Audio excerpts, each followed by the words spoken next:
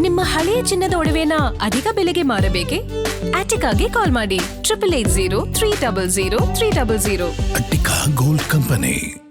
ರಾಜ್ಯದಲ್ಲಿ ಮೋಸಗಾರರ ಹಾವಳಿ ಜಾಸ್ತಿ ಆಗಿಬಿಟ್ಟಿದೆ. ಅದರಲ್ಲೂ ಜನರ ಹಣ ತಗೊಂಡು ಧೋಖಾ ಮಾಡುವವರ ಸಂಖ್ಯೆ ಹೆಚ್ಚಾಗ್ತಾ ಇದೆ ಅಂದರೂ ಕೂಡ ತಪ್ಪಾಗಲಿಕ್ಕಿಲ್ಲ. ಈಗ ರೀಸೆಂಟಾಗಿ ಬೆಳಗಾವಿಯಲ್ಲೇ ಶಿವಾನಂದ ನೀಲಣ್ಣವರ್ ಅನ್ನೋ ಒಬ್ಬರು ಹೆಸರು ಕೇಳಿಬಂತು. ಅದಾದ ನಂತರ ಆದಿತ್ಯ ರಾಜ್ ಅವರ ಹೆಸರು ಕೇಳಿಬಂತು. ಈಗ ಮತ್ತೊಂದು ಧೋಖಾ ಕಹಾನಿ ಬಯಲಿಗೆ ಬಂದಿದೆ, ಅದು ಕೂಡ ಬೆಳಗಾವಿ ಜಿಲ್ಲೆಯಲ್ಲೇ. ಹಾಗಾದ್ರೆ ಬೆಳಗಾವಿ ಜಿಲ್ಲೆಯಲ್ಲಿ ಇನ್ನೆಷ್ಟು ವಂಚಕ ಕಂಪನಿಗಳಿದಾವು ಗೊತ್ತಾ ನಿಮಗೆ? ಹಣ ಡಬಲ್ ಮಾಡಿ ಕೊಡೋದಾಗಿ ಕೋಟಿ ಕೋಟಿ ವಂಚಿಸ್ತಾ ಇದ್ದಾವೆ ಈ ಕಂಪನಿಗಳು. ಹೆಚ್ಚು ಬಡ್ಡಿ, ಹೆಚ್ಚು ಲಾಭದ ಆಸೆ ತೋರಿಸಿ ಕೋಟಿ ವಂಚನೆಯನ್ನ ಮಾಡ್ತಾ ಇದ್ದಾರೆ.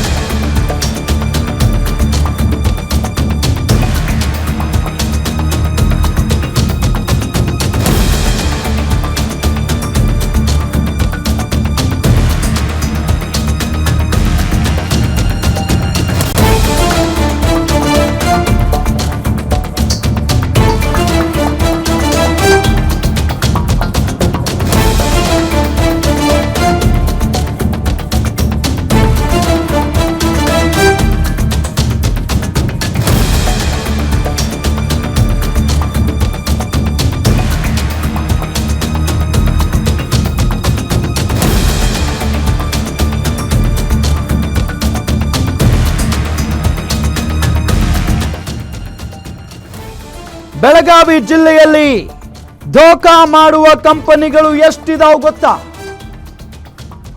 ಹೆಚ್ಚು ಬಡ್ಡಿ, ಹೆಚ್ಚು ಲಾಭದ ಆಸೆ ತೋರಿಸಿ ಕೋಟಿ ವಂಚನೆಯನ್ನ ಮಾಡ್ತಾರೆ. ನೀಲಣ್ಣವರ್ ಹಾದಿಯಲ್ಲಿ ಹೋಗ್ತಾ ಇರೋ ಆ ವ್ಯಕ್ತಿ ಯಾರು ಹಾಗಾದ್ರೆ? ಗ್ಯಾರಂಟಿ ನ್ಯೂಸ್ ಬಯಲು ಮಾಡ್ತಾ ಇದೆ ಮತ್ತೊಂದು ವಂಚಕ ಕಂಪನಿಯ ಬಂಡವಾಳವನ್ನ.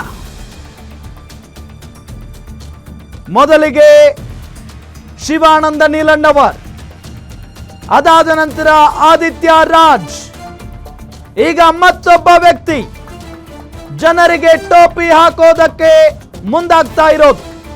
ಗ್ಯಾರಂಟಿ ನ್ಯೂಸ್ ಬಯಲು ಮಾಡ್ತಾ ಇದೆ ಮತ್ತೊಂದು ವಂಚಕ ಕಂಪನಿಯ ಬಂಡವಾಳವನ್ನ. ಎಷ್ಟು ಜನ ಕಾಯ್ತಾ ಇದ್ದಾರೆ ನೋಡಿ. ಸುಳ್ಳ ಪಳ್ಳ ಕಂಪನಿಗಳನ್ನ ಸೃಷ್ಟಿ ಮಾಡೋದು, ನಿಮಗೆ ಹಣ ಡಬಲ್ ಮಾಡಿ ಕೊಡ್ತೀವಿ ಅಂತ ಹೇಳಿ ಆಸೆ ತೋರಿಸೋದು, ಕೋಟಿ ವಂಚನೆ ಮಾಡಿಬಿಡ್ತಾರ್ರಿ ಇವರೆಲ್ಲ. ಆರಂಭದಲ್ಲಿ ಹಣ ಕೊಡ್ತಾರೆ ಜನರಿಗೆ, ಆರಂಭದಲ್ಲಿ ಹಣ ಕೊಟ್ಟು ಅದಾದ ನಂತರ ಏನೇನು ಹಣ ಕೊಡ್ತಾರೋ ಜನ ಅದನ್ನೆಲ್ಲ ತಗೊಂಡು ಎಸ್ಕೇಪ್ ಆಗಿಬಿಡ್ತಾರೆ ಇವರು ಬೇರೆ ದೇಶಗಳಿಗೆ. ಇಂಥ ಕಂಪನಿಗಳು ಬೆಳಗಾವಿಯಲ್ಲೇ ಹೆಚ್ಚು ತಲೆ ಎತ್ತುತ್ತಾ ಇದ್ದಾವೆ. ಯಾಕೆ ಬೆಳಗಾವಿಯಲ್ಲೇ ಈ ರೀತಿಯಾದಂಥ ಬೋಗಸ್ ಕಂಪನಿಗಳು ತಲೆ ಎತ್ತೋದಕ್ಕೆ ಕಾರಣ ಏನು? ಜಿಲ್ಲಾಡಳಿತದ ಗಮನಕ್ಕೆ ಬರಲ್ವಾ ಇಂಥ ವಿಚಾರಗಳು? ಬಂದ್ರು ಸುಮ್ಮನೆ ಇರ್ತಾರ ಅಥವಾ ಅವರು ಕೂಡ ಇದರಲ್ಲಿ ಪಾಲುದಾರರ ಗೊತ್ತಿಲ್ಲ. ಇಷ್ಟು ದೊಡ್ಡ ಕಂಪನಿಗಳನ್ನ ತೆರೆದು ಕೋಟಿ ಜನರಿಂದ ಹಣವನ್ನ ಇಸ್ಕೊಳ್ತಾರೆ ಇವರೆಲ್ಲ. ಹಣ ಡಬಲ್ ಮಾಡಿ ಕೊಡ್ತೀವಿ ಅಂತ ಹೇಳ್ತಾರೆ. ಏನ್ ಬಹಿರಂಗವಾಗಿನೇ ಮಾತನಾಡ್ತಾರೆ, ಏನ್ ಕದ್ದು ಮುಚ್ಚಿ ಅಲ್ಲ. ಶಿವಾನಂದ ನೀಲಣ್ಣವರ ಪ್ರಕರಣ ನಾವೆಲ್ಲ ಗಮನಿಸಿದ್ದೀವಿ.